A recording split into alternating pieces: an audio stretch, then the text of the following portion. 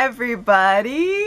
It's Allie, and welcome to our Y&R Chat for Sunday, May 15th, 2022. Wait a minute, did I just say May 15th? Because I thought that we were getting a Friday the 13th wedding, and it's the 15th, and we didn't get a wedding last week.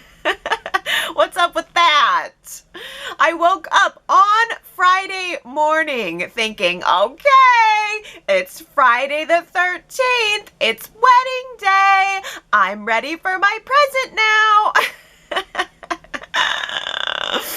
Actually, I spent all day imagining what the wedding was going to look like, thinking about whether or not there was going to be some big drama or if it was just going to be all love and smooth sailing. And then when I finally got to sit down and watch my Y&R, it was the night before the wedding in Genoa City. Thursday the 12th, I guess. Well, maybe the wedding will be on Monday. Monday the 16th has a great ring to it, too. But it's no Friday the 13th. Oh, well.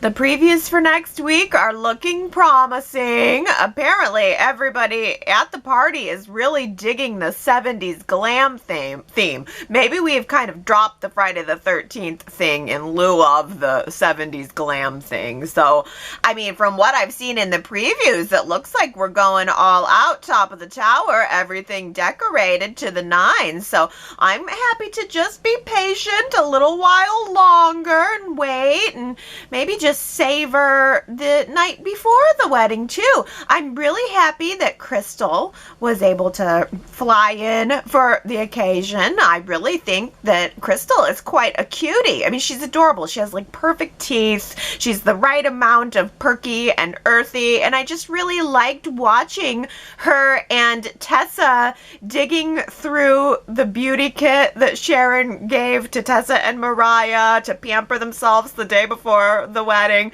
Mariah didn't get to partake in any of that, I don't think. I think Crystal kind of jumped in there on all that nail polish.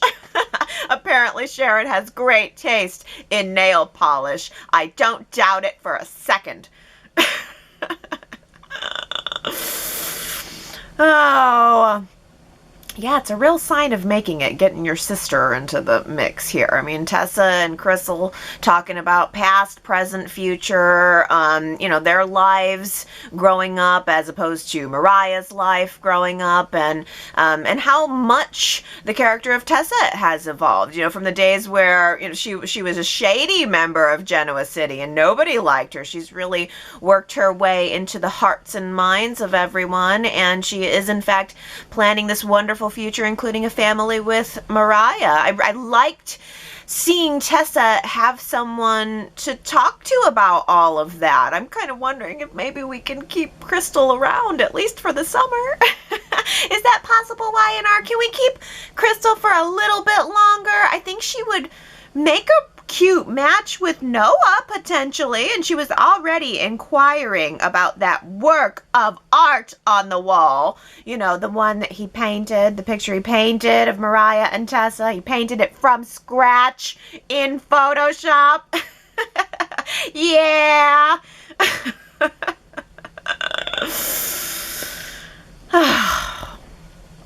Kind of surprised that Noah didn't want to jump in on the girls' night at Sharon's house. Noah has been so involved in the wedding up until now. I thought maybe he might want to go to Sharon's house and have some popcorn and some girls' chat with Mariah and Sharon and Faith. Yeah, I thought that was also a very cute scene. Mariah thinking about what's coming up. I mean, her happiness that she has managed to get for herself, and that is a happiness that doesn't come at any kind of expense to Sharon and what she's going through. I really am so proud of Sharon for staying strong and for looking forward and for involving herself in Mariah and Tessa's wedding in a healthy way without losing focus and without letting the focus slip onto her instead of where it should be, which is Mariah and Tessa. There was this wonderful moment where Mariah was worried that expressing all of this joy that she feels at marrying the woman that she loves was somehow insensitive to Sharon's grief and everything that Sharon is going through. But Sharon said to her, "There is nothing about your happiness that hurts me, I promise." Oh, I thought that was just such a lovely line and such a lovely sentiment. Sharon Rosales, an enlightened being. What an enlightened being she has become. Just as Ray would have wanted it. Didn't Victoria look like a delicious piece of strawberry taffy in her shiny, swirly blouse with the big, delicious red bow tie in the front of it? Ah! She looked so juicy, telling Ashland that he is not responsible for Ray's death. No, Ray died of a heart attack. So, Ashland, at least you don't have to feel guilty about that.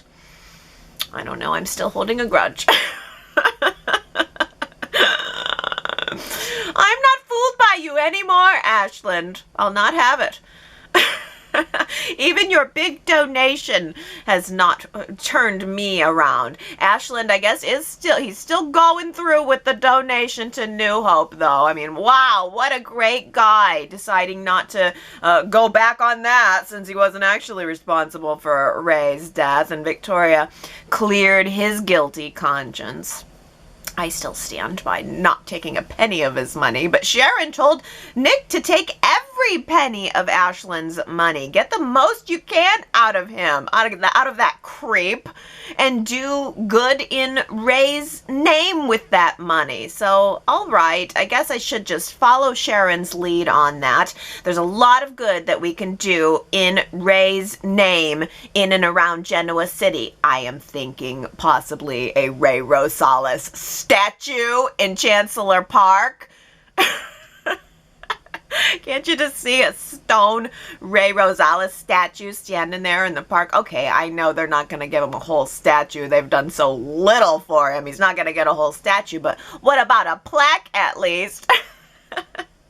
Maybe a nice gold plaque right next to Ashland's tombstone, so that we can just compare these two incomparables forever. That's what everybody wants to do right now. Compare Ray and Ashland. Ray's such a good man. Ashland is such a bad man. We must connect the two.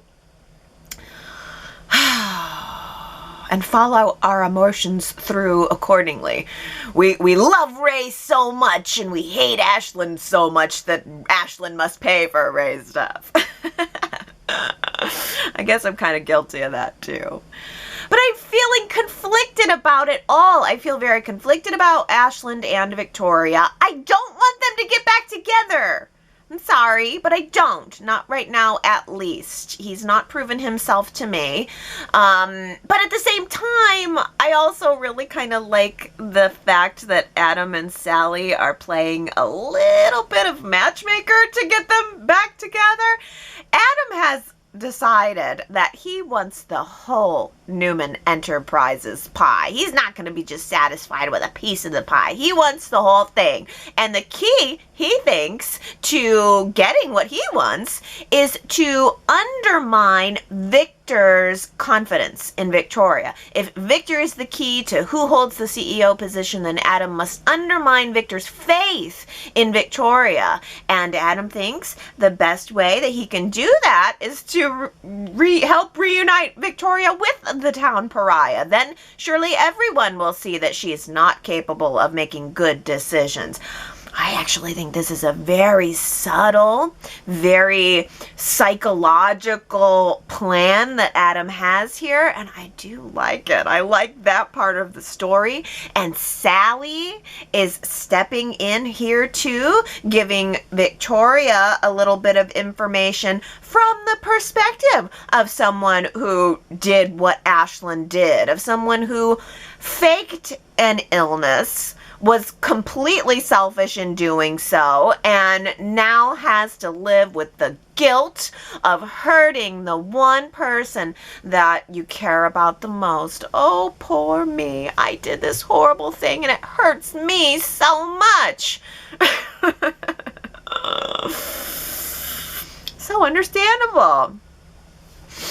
Yeah, I actually really liked the scene between Sally and Victoria. First of all, I really liked that Sally said to Victoria, even if it was just fluff, she said, you know what? You're one of the strongest women I know. You're going to get through this. And I think that Victoria really needed to hear that right now, whether it's necessarily true or not. I have a lot of empathy for Victoria. I don't think there's any way she really could have seen coming what she got. I mean, who fakes cancer? I mean, who would have ever thought that that was what was really going on? And sure, certainly a lot of people in her life tried to warn her about them, but Victoria, or about Ashland, but I think Victoria was really going on her own instinct, on her own love, on her own perception of Ashland and how he felt about her. And in that way, I think she was correct. We know Ashland loves Victoria in the way that he can love, but that part of it was not wrong. Her instinct that there was a mutual love there was correct. And so now I think Victoria is really struggling in trying to reconcile not just the feelings that she still has toward Ashland, but she's trying to reconcile what kind of man he actually is. She's asking herself, was anything about him actually authentic? And most importantly, was the most important thing about him actually authentic, which was his love for her, and which I believe is true. I do believe Ashland loves Victoria. Victoria loves Ashland. So it's understandable to me why Victoria is wavering on this topic. The feelings don't just go away overnight, and I think that Victoria has had a lot to process here. So if she is balancing on the fence, I don't think it's going to take very much for Adam and or Sally to push her over onto one side just in time for Ashland's attempted murder. That's gotta be coming. I mean, we can now officially add Nikki to the list of people who have vaguely threatened Ashland's life over the course of the past couple of weeks and, in fact, months. Is there anyone else who might want to get in on this? Anybody else maybe want to kill Ashland? I'm kind of getting ready to see this guy assassinated already. Of course, Victoria has time to discover new podcasts right now.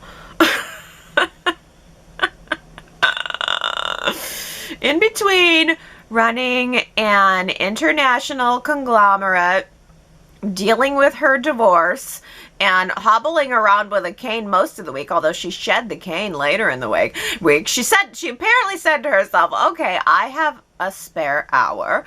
Let me just check out this new podcast by an anonymous voice person and see what they have to say about the world. Why not? Wait a minute, is that my ex-husband, and is he talking about me?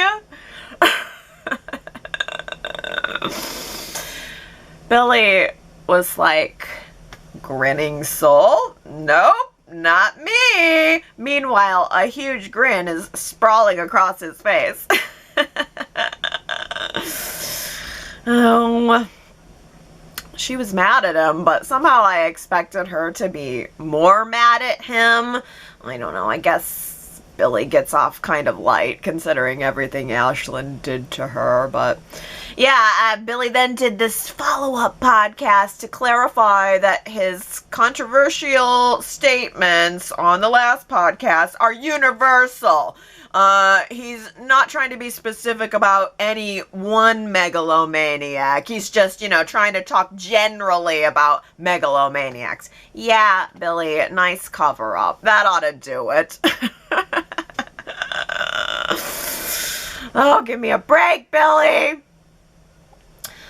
He's worrying me. I feel like in some ways he does seem very clear. In some ways he does seem very on track. But there's these little threads that seem to be popping out that make me worried about him. And Devon and Nate actually mentioned to Lily this week that they had picked up on some weirdness from Billy at the last family meeting as soon as it started becoming a family meeting. But Lily, I don't know, she didn't acknowledge that at all. She didn't seem to accept it. It seems like Lily's got a blind spot here. She's taking for granted that Billy is A-okay and totally on board, and I wonder if that's going to become a problem for her in the very near future. She very quickly explained away Devon and Nate's concerns. She says, no, there's nothing wrong with Billy. He's totally on board with Chancellor Winters. Nothing's bothering him whatsoever. And then after she had that conversation with Nate and Devon, she then followed up with Billy. She immediately went to a scene with Billy, and she didn't talk to him about that at all. It doesn't even seem like what they said registered with her. She was just more talking about the podcast, and she's always kind of more scolding him about what he's going to say on this podcast. And I don't know, just something about Lily here feels off too. Like, why are you not paying attention to all of these signs of what's going on with Billy? They just kind of met back up at the chancellor offices and made out a little bit. I guess that's the true blind spot. Well, hey, the Chancellor office is back. I can't say I'm too happy about that. I am really not a very big fan of that set. I do like that set, I guess, better than Adam's office, but both of those office sets are just so unremarkable. There's nothing in them that really stands out. They have absolutely no character. I think both of those offices need more horses, possibly even a couple more floating Greek god heads. Diane faced the firing squad of the Abbott family this week. Ashley and Abby made no secret about the way that they feel. They were pretty plain, pretty clear about how they feel on the topic of Diane. Tracy and Jack kind of rode the line. And then Billy actually told Kyle that he would forgive Diane if he were standing in his shoes. This is so typical Billy. Comes late to the party and has an unpopular opinion. Am I the only one who kind of knows this guy in real life? Breezes through the front door late and says, oh, what's this heavy thing going on? Oh, you have a big decision? Let's flip a coin. Or I'm just going to go ahead and argue the opposite thing that everybody else thinks, just to be opposite. It's one of the reasons why I both love and get frustrated with Billy. It's an admirable quality, wanting to present the other side, wanting to, kind of being able to notice that the tide is turning one way and then setting your brain to say, okay, well, no, wait a minute. No, we don't need a mob mentality. Let me give you the devil's advocate version. But at the same time, the way he does it, it's like, oh, Billy, I just feel like I know him. I feel like I know him and kicked him out of my life years ago. Oh. Well, Kyle really, he was trying to take in everything that Diane was saying. He was trying to take in everything that the Abbotts were saying, and this is a very difficult decision for him because it's all, you know, it's all logic versus emotion in a lot of ways, and he just doesn't quite know where to put it all. He does come to the decision, though, that he wants to leave Genoa City and go back to Milan. This is a lot for him. He needs some time to mull it over. He needs to go back to his life for a while. He needs to go back to his wife for a while. He told Diane that he was leaving, and then he remembered that Mariah had asked him to officiate her wedding, and he realized, oh boy, like as he was packing his bags, he realized, I'm gonna have to stick around for that. That's a pretty big ask. I've got to do it. I mean, Mariah badgered him. She really laid on the guilt so thick. Can you please add wedding officiator to your task list right along co-CEOing, jet setting across the world to do it, dealing with your not dead mother, being a dad and being a husband? Is it too much to ask for you to, within 24 hours, go online, get officiated, and then also come up with a little some to say? I mean, you're basically leading a ceremony. It's not a small ask. Planning would be involved. And she really laid it on thick. And he couldn't say no. Well, I'm looking forward to seeing what new summer is going to bring to the mix. In the previews for next week, she is walking through the front door of the Abbott house, seeing Allie for the first time too. I think this is great. I'm really excited to hear, well, specifically what excuse Kyle and Summer are going to come up with that they need to stay in Genoa City. I mean, we understand that Kyle has this relationship with his mother that he's interested in pursuing, but what's Summer's reason for maybe abandoning this job that is supposedly her dream job? Why would she want to leave Milan? Well, I'm wondering if maybe life in Milan is not so idyllic for her. Maybe she misses Genoa City, misses Phyllis, misses the rest of her family. Maybe Summer can go back to work at Chabot, and then you add Allie into the mix, and oh, I'm just dreaming that maybe we'll get our Chabot set back.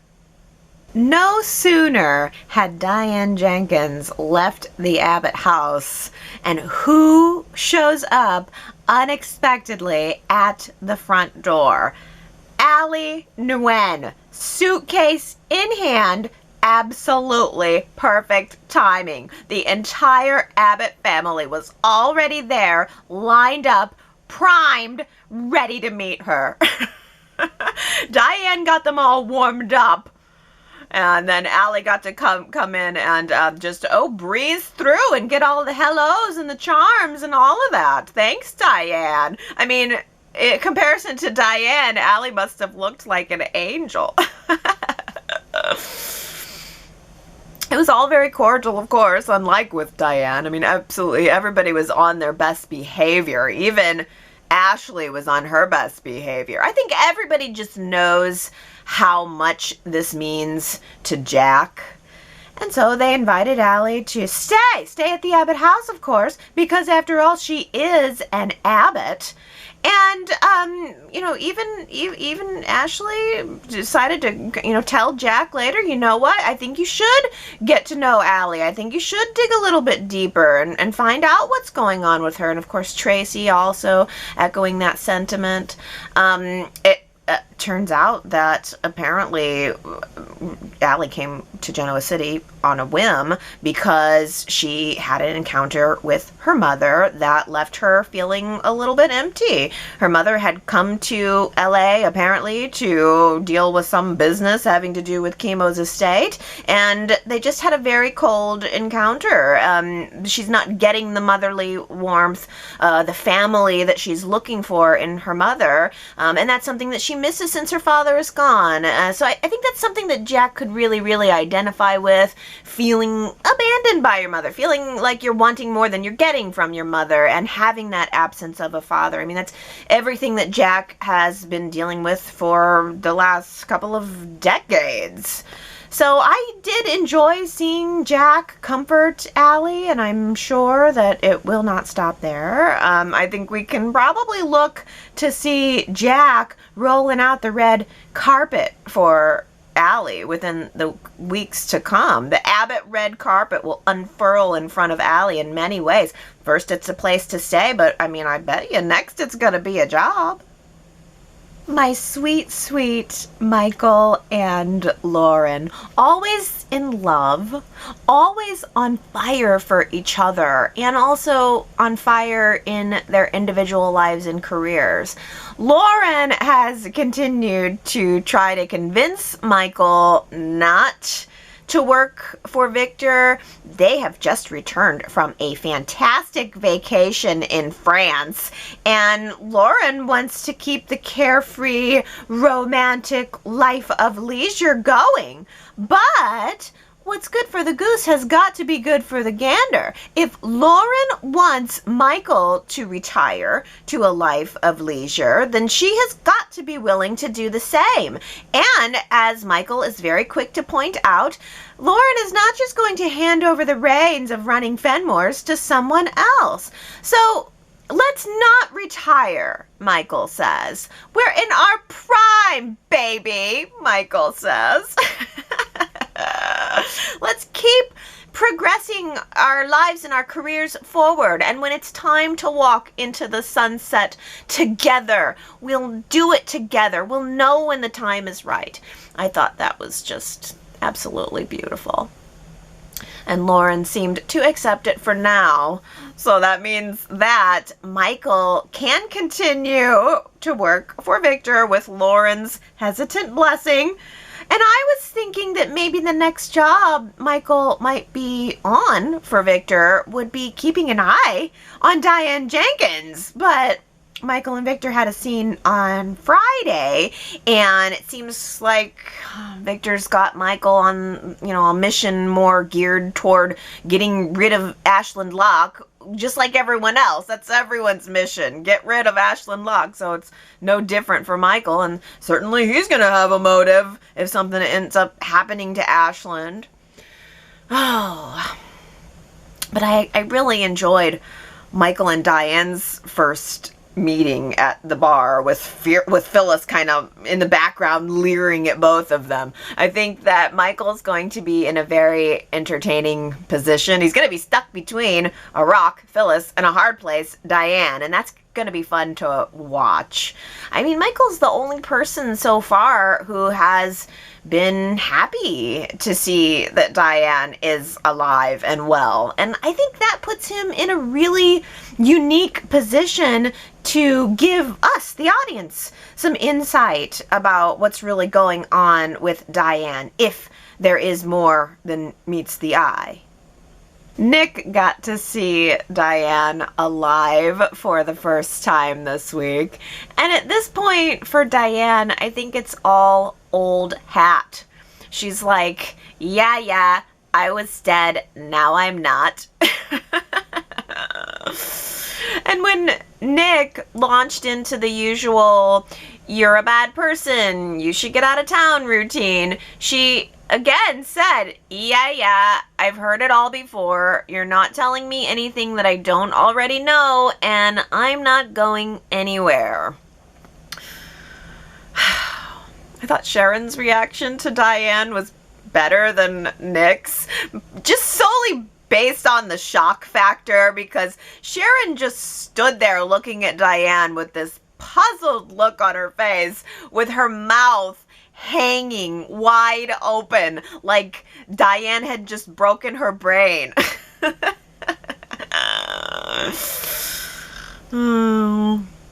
Nick, of course, was right there to shovel Sharon away, make sure she didn't feel too much of that.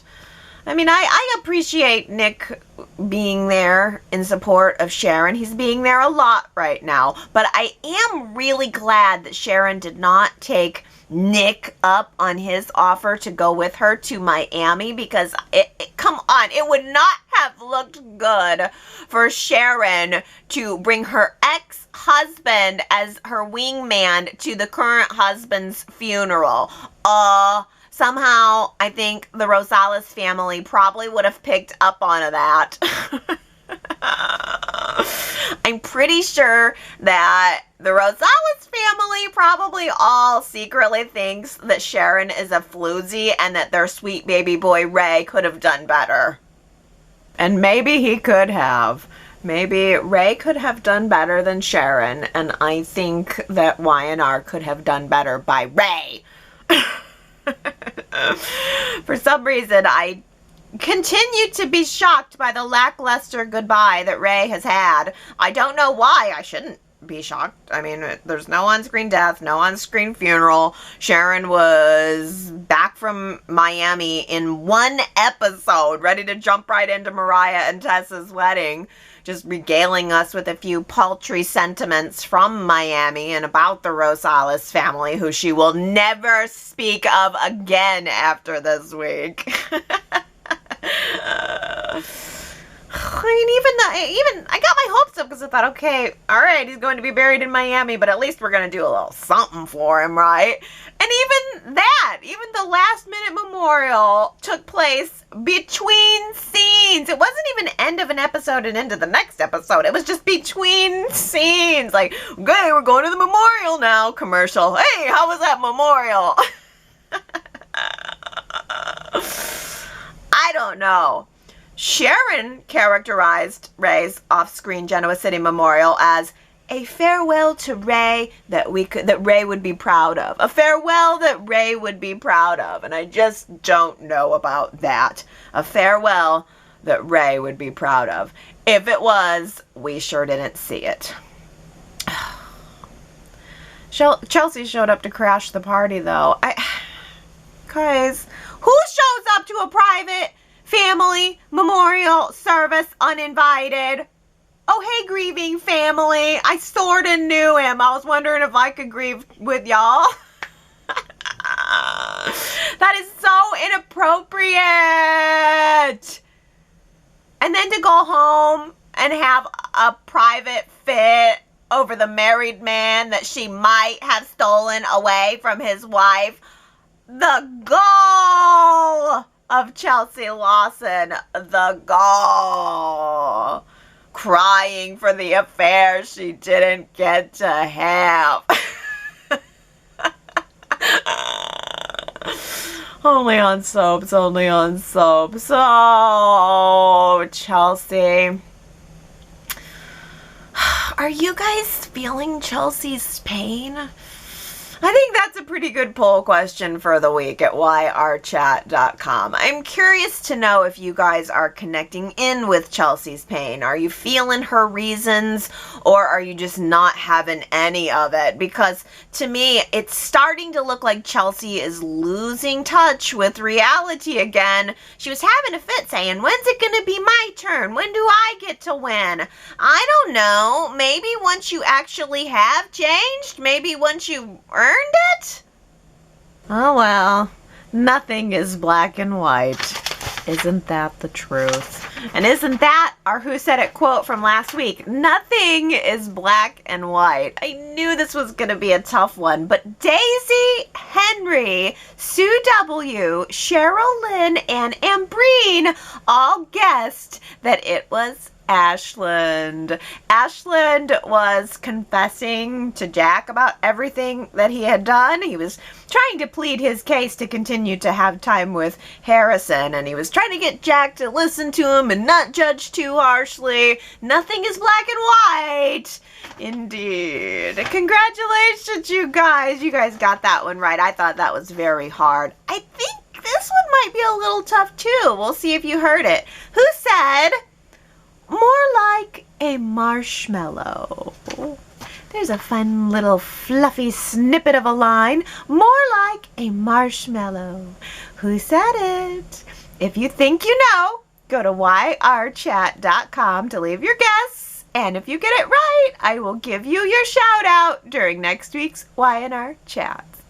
And now on to your comments, starting with good old Marky, who says, hey, Allie, did you catch it?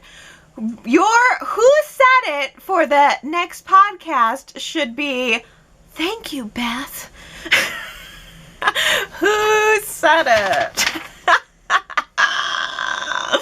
Did I catch it? Oh boy, did I. Oh boy, did I. So we're sitting in the Abbott living room, and Allie's getting to know everyone, and the Abbotts are laying it on real thick for Allie, trying to put their best foot forward, being real nice, I think offering her a room or something. And Allie looks at Tracy and says, "Thank you, Beth." Oh, that's so bad and so good. And I didn't want to be the one to mention it. I was maybe going to let it slip.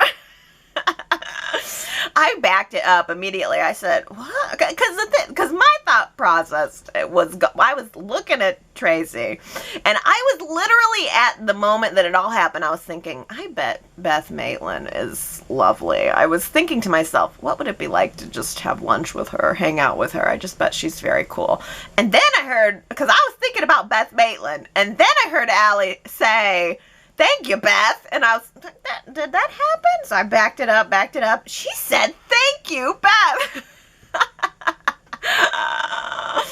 Oh, I was waiting for the Y&R Chat to explode on that, but it didn't explode. I saw a couple people mentioned it. Sherrod mentioned it here too. Good old Marky. Yeah, I feel bad zeroing in on it, because gosh, if I was the actress, I'd feel really bad. And she's so new. I want to give her the Y&R Chat red carpet welcome. I feel bad, calling out such a big snafu. Why didn't Y&R catch that? I mean, if we caught it, calling the character by the actress's name, if we caught that, why didn't Y&R catch it? And why couldn't they have just done a quick little snippety? They could not have heard it.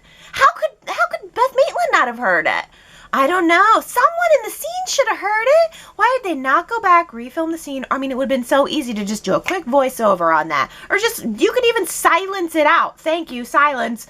Oh my goodness. Oh, that is just too juicy. Oh boy. Well, let's continue on. I'll just skate over that. I don't want to make anybody feel too bad over it, so I'll keep skating. Well, let's talk about Chelsea, because T. Nicole says, "Oh, wow, Chelsea." She actually thought Ray was going to leave Sharon at some point to have a life with her. She might be dealing with more than just grieving. I don't want crazy Chelsea again.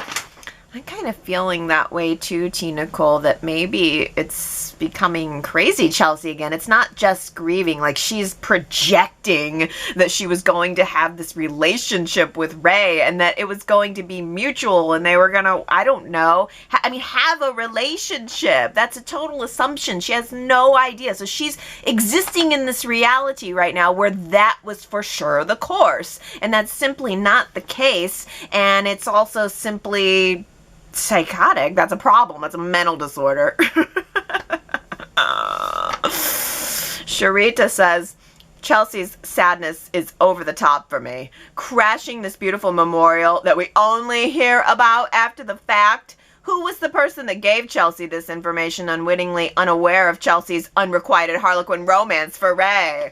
Oh, that's a good question. How did Chelsea even find out about it? How did Chelsea even find out about it? More evidence that maybe she's a little... Oh, but Gary says, "Despite myself, I kind of felt sorry for Chelsea as she crashed Ray's event. She is carrying a heavy load. She realized how out of place she was to the point of not even being able to speak, but was compelled to go. It's satisfying to know," Chelsea proceeded, "how generous and gracious Sharon was to her," or that she, processed how generous and gracious Sharon was to her. Who Sharon really is. making sure Chelsea had the opportunity to speak. Chelsea would have most definitely stolen Sharon's husband if given the chance, and then would feel bad about it, but rationalize it as Chelsea does. At the cottage, Sharon spoke frankly to Chelsea, kindly telling her that she knows Chelsea feels guilty about what happened to Ray, but no need with the heart attack. It's clear to me that fit as a fiddle, Ray clearly had the heart attack in the aftermath of him having been poisoned, but glossy Y&R's not going there. Where's the complexity in the writing? You're so right. That would have been the way to go, for Chelsea to at least think, to have a moment of, we haven't seen Chelsea even have the moment of, could my poisoning have had anything to do with this? No, that would cause Chelsea to have some awareness of what she's done and that it was bad. It just feels like Chelsea expects the forgiveness, expects to be right back on the level playing field, right back into her job, right back on top, and there really has been no repercussions other than, I guess, spending the time in the mental institution, but she totally got out of the jail time for that. Like, I mean, daytime, characters, and, we don't always get to see the character pay for what they did, but I think you're making a great point that the complexity of the writing would be in letting Chelsea think that was the case and to begin to internalize that she could have been the cause of Ray's death, as opposed to just projecting the relationship that she didn't get to have with him. Cheryl Lynn says, "Dear Y&R, if you're going to do everything off screen, then I don't want to hear about it on screen. It's stupid and a waste of my time." Yeah, and that's a lot off screen. It's a lot off screen, isn't it? And it is all related to Ray, though. Although Gary was starting to wonder if Mariah and Tessa's wedding was going to be taking place off screen, too. I mean, that's how much it must be happening right now. Yeah, I think it's isolated to Ray, though, and I think it's because Y&R just wants to be done. I mean, they do not want to spend any time, any effort, any budget on anything having to do with resolving Ray, which is really such a shame considering how long the character was on the show, that he was, a well-liked character, a well-liked person. I mean, the actor is Emmy nominated now, so I think it's a miss for Y&R. I really do. I think the way they handled Ray's death leaves a lot to be desired. I think we should have got something more. Oh, well, Daisy says, "I would rather have Sharon investigate the accident on her own. Even though Ray had a heart attack, he may have survived if his car didn't crash into Ashland's. Or better put, Ashland didn't crash his car into Ray's. I think it's possible that Ashland deliberately ran his car into Ray to make himself look like a hero to Victoria. Victim and hero at the same time. And in doing that, Ray didn't have a chance. And Sharon discovering the full truth might help her heal." What evidence could there be that Sharon could follow to find that out? Because, I mean, it's a good point. There's no guarantee that the car crash played absolutely no role. I mean, Ray had a heart attack, instantly died of the heart attack, and the car crash had nothing to do with his death. Whatever. If the car crash hadn't happened, maybe there could have been some resuscitation or some CPR or something or other having happened, but we didn't get that. And I can't see Y&R going there. I mean, if they've put so little into the aftermath of Ray's death, I really doubt that they're going to continue to lean into it at all, but you're right, maybe they should. Laura says, "My gal Sharon celebrating Ray's life, expressed by a low-cut dress with sparkly sequins. I'm so happy they're cutting her grief by months. She needs a new boyfriend. Stat! Sorry, Ray, but you can't have an unentangled Sharon, or else her role as boring therapist to some other character." Yeah, Sharon is too juicy of a character to be left widowed for long, that's for sure. Oh, well, Leslie says, from the day Ray was first introduced as a cop in Miami, I have longed for a storyline tie-in with the Dylan undercover work in Miami, as his sleeping with Alex, which I do not think Sharon ever found out about. Sharon going to Miami with Ray's body is one last chance for a tie-in, and I would love it if the soap gods could make this happen. Let Dylan or Alex with Dylan's child, which would be Nikki's grandchild, by the way, appear somehow lurking in the background, following Sharon back to Genoa City, perhaps. Dylan, being a cop who worked undercover in Miami, somehow could have a tie-in with Ray when he was a cop in Miami. It has way too much potential to let go. Dylan could even come back snooping around secretly to reveal that Ray was actually murdered by the same guys who forced him to leave Sharon to go into witness protection. Alex could be part of it, and she ends up dead or in prison with Dylan and Sharon raising the child, and her becoming pregnant when Dylan has to sleep with her to keep his cover. Pretty pleased with the cherry on top, says Leslie. I guess I didn't really think about the fact that Sharon had two cop husbands who either, we'll see, Dylan had to get whisked away on witness protection, and Ray, died unrelated to his job, but was a cop. But I also like what you're mentioning here. Dylan is Nikki's son. They could do a little something with that. And they don't have to use Steve Burton. They could always recast the role of Dylan. I like that idea. Well, T. Nicole says, I'm curious if Mariah's plan was to ask Kyle to officiate Tessa and her wedding if he just never would have popped back up in Genoa City. Did they have a backup plan, or was that the original plan? Yeah, and I'm also wondering, T. Nicole, why, Kyle, I guess, he was right there at the dawn of when they started dating, so I can understand why they would pick him. But, if not him, then why not Kevin or something? Is Kevin even going to be coming to the wedding at all? I know that Greg Ricart is doing work on Days of Our Lives, but he was back maybe last week or the week before, so I think a wedding appearance would be really great. I hope we get to see him. The Hamilton Winters will be there, and they're not as close as Kevin is to Mariah, so I'm pulling for a Kevin. Kevin would have been a more fun wedding officiator, but I'm sure that Kyle is going to do a lovely job. Kyle seems like a lovely young man. I would like to, he can mow my yard, and I'll bring him in for, lunch and a sassafras, and I'll sit and talk to him, ask him what his favorite subject in school is. He's a nice, lovely young man. Mowing my yard. I'm sure he's going to do a lovely job also officiating the wedding.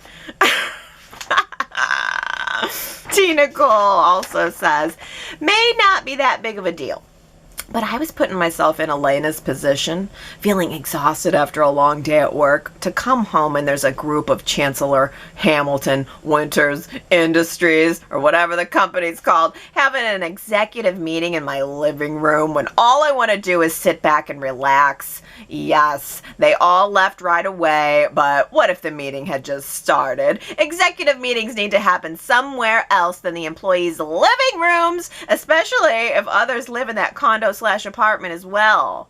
Side note, I'm assuming we need to add all of the last names to the company because of the merger, because it's not just new babies that require 20 last names attached to it anymore. Oh, a couple things. Elena is every woman. That's what I like about Elena. Her and her cotton socks and her, her sensible. Everybody else is dressed to the nines for their corporate meeting, and Elena's like, I'm wearing my work uniform. Like, that's so relatable. Elena is every woman coming into her living room after a long day and finding these suckers in here having a fancy schmancy corporate meeting when she just wants to kick back on the couch. Are we going to get an office for, Chancellor Winters Hamilton Industries or whatever? We've got to, right? Chancellor Industries is happening in that same old boring office, but where's Devon's office going to be? Is he going to get a new set? That's what I'm wondering, because you're right. These meetings cannot continue to happen in living rooms, people. Oh, let's talk about Billy on the outside of that situation, but as he's mostly spending his time worried about Ashland and Victoria. Ellen says, Billy only cares about being on record with his opinions and being right.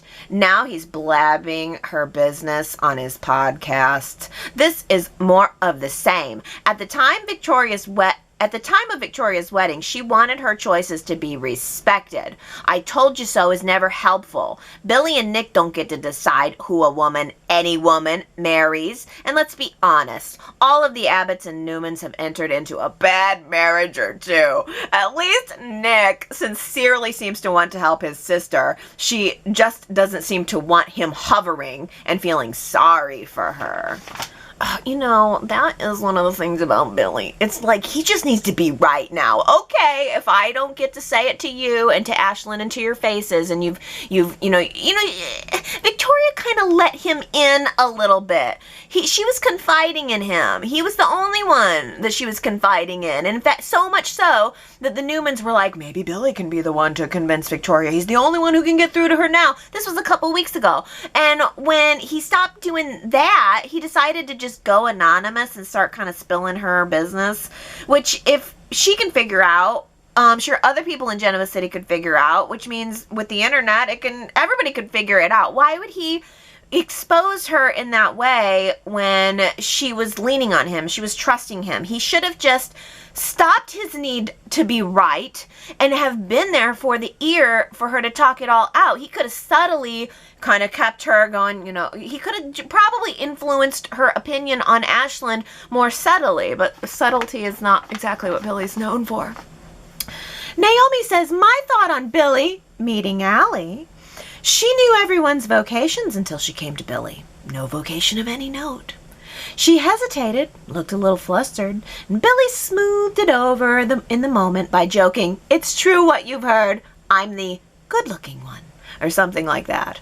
I felt sorry for, quote, loser Billy in that moment. He has nothing but his looks to be mentioned. I think his failures and lack of direction weigh on him as he is getting older. It'll be interesting to see if little Johnny follows in his dad's shiftless ways.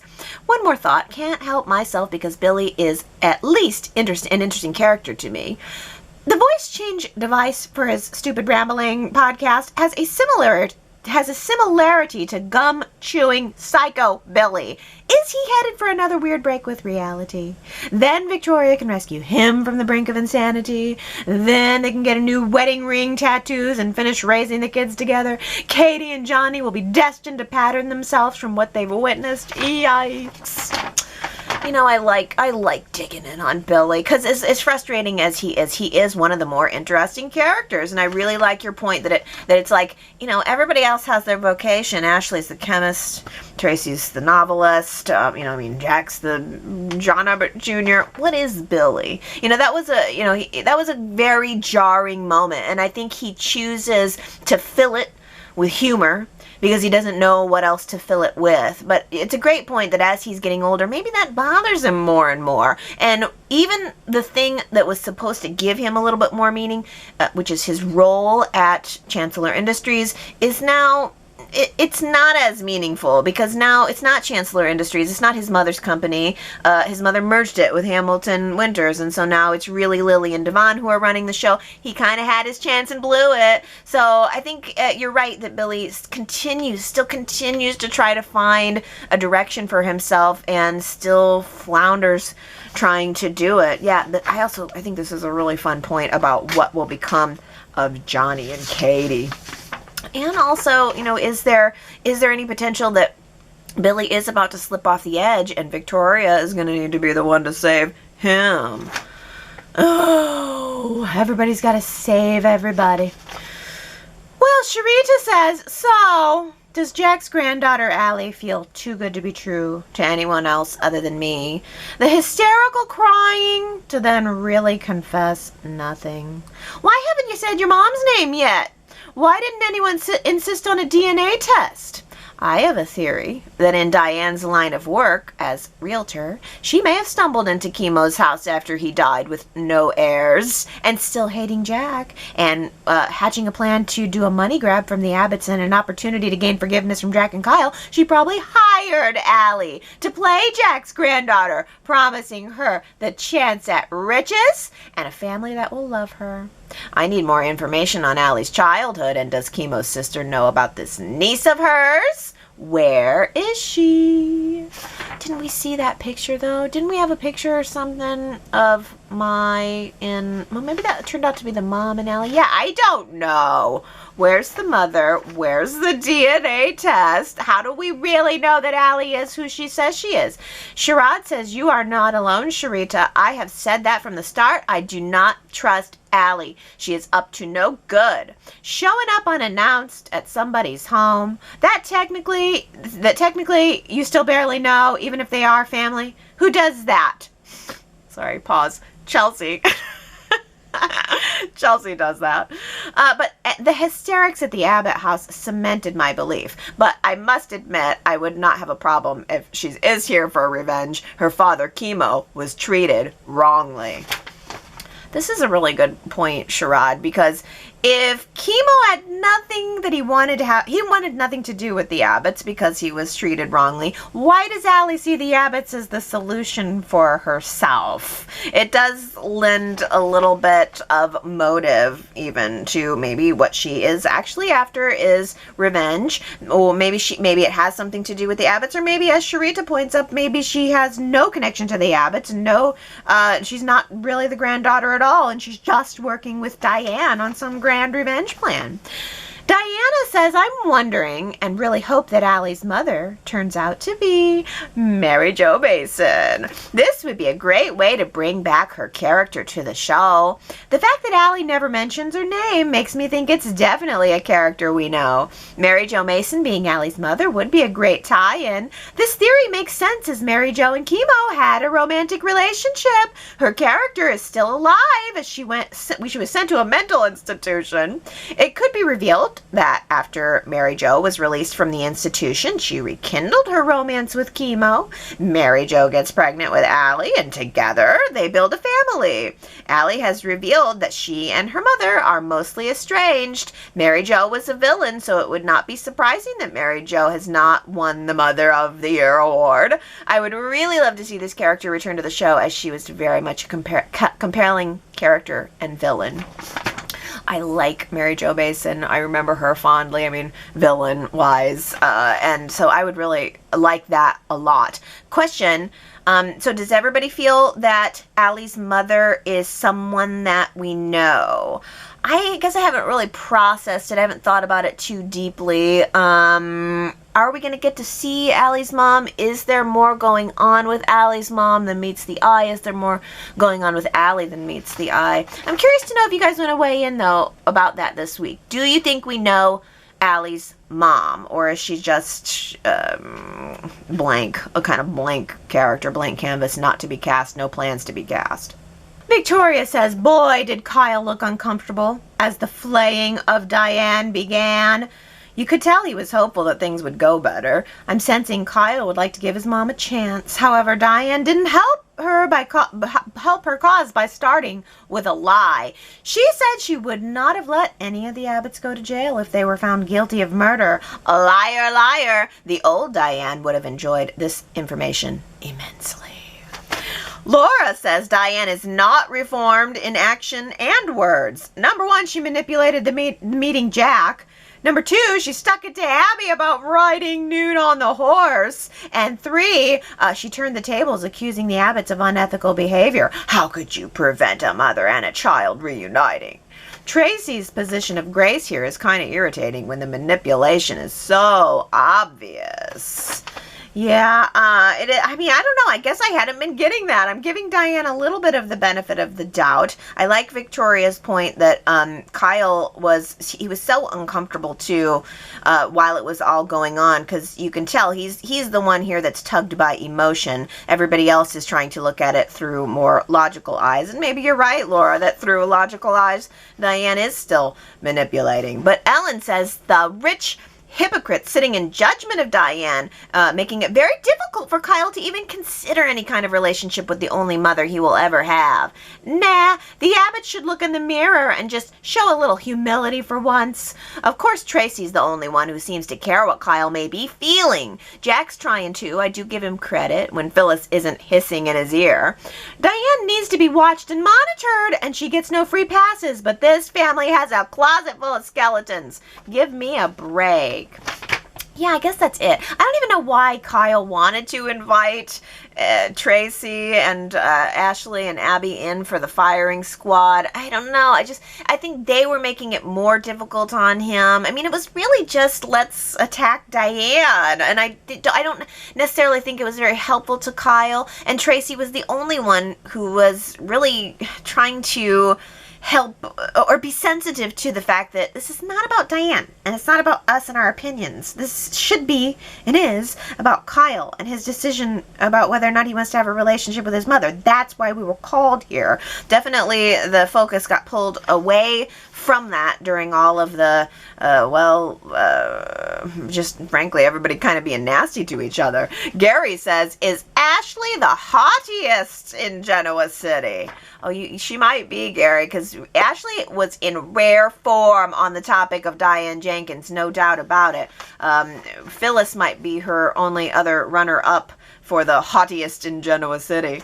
Jamie says, my girl Phyllis gave the look of pure oh hell no when she saw Diane all cozy at the bar with Michael. Classic! Y&R better not force a bust up of Michael and Lauren upon us via Diane and Michael getting down and dirty. Oh, I didn't even think about that, about there being kind of a romantic thing with Michael and Diane. Perish the thought!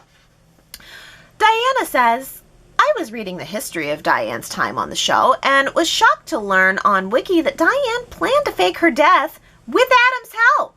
We know it ended up being Deacon who helped her. Does anyone recall Adam conspiring with her? If this is true, then Adam should not be surprised to learn that Diane is alive. I remember Adam telling Sally about his and Diane's relationship and how they had conspired something together against Victor, but I don't recall what it was. But I'm certain it wasn't about faking a death. If this is true, then I wonder if Y&R recalls this important piece of information. No, I don't think so. I think they were talking about Adam and Diane were conspiring together to drive down, I think, the price of Newman's stock. Definitely did not mention Adam being poised to help Diane fake her own death. No, that's a really good callback. Oh, I kind of wish Y&R would have said that, because then Adam could have said, oh, I kind of had a feeling she was going to do this. She was planting the seed. You know, I mean, Adam could have really talked through that, but no, I'm guessing Y&R does not recall this important piece of information. Well, Daisy says, I really can't stand Sally. She is not some brilliant businesswoman. She's a liar who causes pain when she doesn't get her way. I would love to see Sally removed from Newman's. And to do that, I think Victoria should go on an extended leave to heal, and Nikki should be put in place as CEO. Then Nikki will be able to move Sally to design clothing where she will sink or swim in the field she brags about. Or Nikki could flat out fire her for scheming against Victoria Newman. Going against Victor's chosen CEO shows that Sally can't be trusted.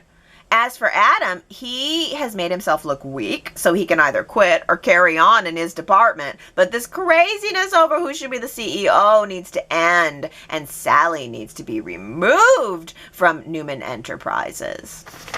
No doubt Sally's loyalty goes to Adam above any of the other Newmans, no doubt about it. Ellen says, why would Nikki, at retirement age, and with an MS diagnosis, want to be the co-CEO of a gigantic company?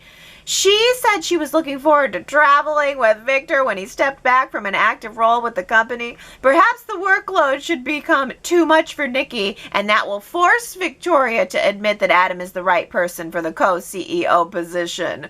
There is plenty of company to run. Just divide it up between the two of them, and they can each show off for pops. Everyone wins. Oh, I kind of like that. Co-CEO, Adam and Victoria, and then they're both showing off for Victor. But this is a fun point, too. Nikki said she wanted to go on vacation. Oh, these Newman vacations, always promised and never taken. Naomi says, Nick, you don't intimidate me at all, says Ashland. I love watching Ashland dust off those pesky Newman threats and insults. Sherrod says, so do I. This is why I hope that he and Victoria get back together to take on Victor and Nikki. Also, I am loving Adam and Sally tag teaming Ashland and Victoria. That was too smooth and cool. Smooth and cool. Those are the two perfect words to describe it. Ellen says, Victoria jeopardizes all of Victor's life work and is rewarded with a new portrait and his full support. Adam might print something about Billy and Victor makes him Adam might print something about Billy and Victor makes him Victoria's underling. Why shouldn't Adam feel good about finally having someone like Sally who supports him both personally and at the office? He has been alone too long. Every other character has often leaned heavily on a significant other. It's not a weakness. I like seeing Adam starting to trust. Chelsea the Con was never a safe bet, even though he did love her. She was/is way too selfish and unstable. Oh, this is a great line. Every other character has leaned heavily on a significant other. It's not a weakness. Oh, I like that a lot. That's really good. But yeah, I know. It's like Victoria kind of did put the whole thing in jeopardy, and she gets rewarded with a new portrait. Adam might have let Billy get a leg off on one of the subsidiaries of the company, and he gets just banished or pulled back, and Victor has to take the more active role to keep an eye on him. I like that point too. Let's talk about this new portrait, though. I asked you guys if you prefer the old Victoria portrait or the new Victoria portrait. 82% of you say the new portrait is the one you prefer. Marianne V says the new portrait is much better, more natural, beautiful, and yet professional. I like that. Natural, beautiful, and a professional photo for Victoria. Sharita says the new one captures her spirit better. She looked a little washed out in the old one. Yeah. She did look kind of washed out. But I like the spirit. Captures her spirit. Yeah, there's a little bit more personality in the second picture. Diane K says, business portrait should not have a flowered dress, in my opinion. I always thought the old one was too informal. Yeah, the flowered top is exactly what threw me off of the old one. But 18% voted for the old portrait. Ron says, if the purpose is to stare into your soul and strike fear, like the old Victor portrait, I think the old one hit the nail on the head. The first time I saw it, it made me uncomfortable. The new one is beautiful, though, with a welcoming smile. Hey, maybe you're right. Maybe the new one's too welcoming and not ominous enough. Naomi voted for the old portrait, saying the new one is more flattering for sure. The original captures Victoria the way I think of her. She's almost always has her guard up, yet seems delicate and vulnerable somehow. So the direct gaze and the flowery print helps tell that story. Oh gosh, that's good, Naomi. It's the gaze. She's got the stern look, but the flowery blouse to kind of lighten it up. Oh, that's a really good point. Gosh. Tony voted for the old portrait. As you said, the new one looks like an Olin Mills pose for a family member. The old one looks like a portrait, like a professional pose. Victoria looks down into the office, and it looked very much like Victor's pose with a sneer smile. I never liked the Victorian floral shirt, though. I prefer a sweater, maybe black. Well, I think when Adam becomes the CEO of Newman Enterprises, I bet he will be wearing black. If we're lucky, when Adam takes over and gets his portrait, he'll also be wearing his vampire cape and his vampire fangs, too.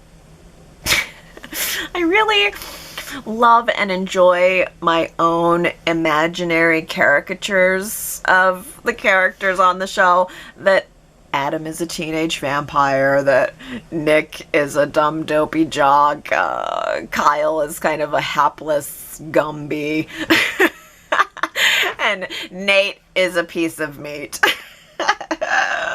He was a shirtless piece of meat this week. Don't think I missed it. I was just blacked out for most of it. I just go into the zone and I'm in my happy place. I just got nothing to say. It was an experience. I experienced it. I got nothing to say about it. But I did experience it. Oh, how was your experience this week? Go to yrchat.com to leave me your comments. And I'm going to be back next week to give you all the rest of mine. That Friday the 13th, not Friday the 13th, the wedding is something to look forward to. Hopefully on Monday. Hopefully it'll carry us through a few episodes. Can't wait to see that attire. Can't wait to see the decor. Can't wait to see the love, love, love. Maybe some drama too. We'll find out. All right. I love you guys. Have a wonderful week and I will see you next Sunday. Bye.